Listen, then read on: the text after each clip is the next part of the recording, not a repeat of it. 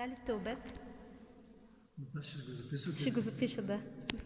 На 33 години жена ми, която беше, успя да се спаси от тежка болест и от тогава се вреках на Бога да построим храм в Негова чест, заради това, че избавлението ни дойде от Него.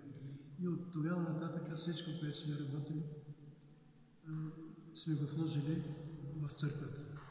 Има хора, които също откликват и помагат за това добро дело. Съвсем сами ли строите или с помощта на строители, в смисъл градежа как? Градежа нямаме строителни работници, да не може. А кога започна градежа? 2008 година. И от тогава, по-малко? Да, по-малко. То всъщност никак не е малко това до сега, което е постигнато.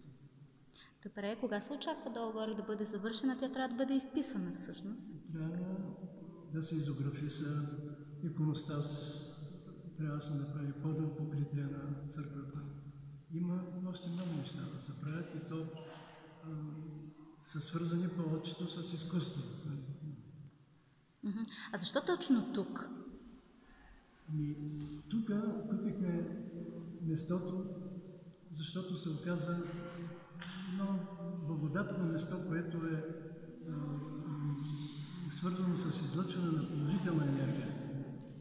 Най-вече свързано с скалата Бенинтаж, с скалното напълнище. Излъчването, което има на скалата, се разпространява концентрично и тук върху църквата и хората, които влизат в нея, имат така положителното въздействие на енергията, която получават и на помощта на Господа Бог. Откъде ще търсите майстори за зоографисването и за иконостаса? Сега в процес на търсене са все още. Може би така ще се обърнем и към студентите, които завършват. Техният труд е малко по-евтин. Колко средства са ви нужни за довършването? За довършването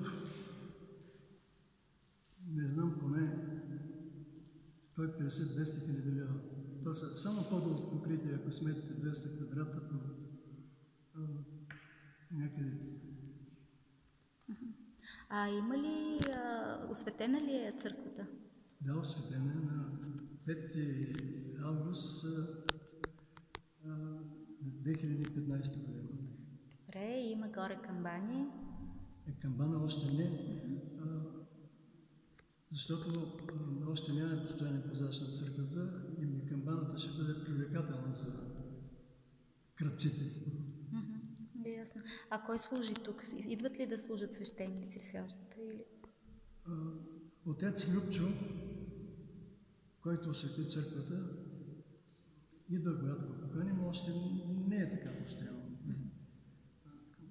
Хората се отбиват тук и запалват свещички за здраве и късмет и това им се отразява добре, доколкото така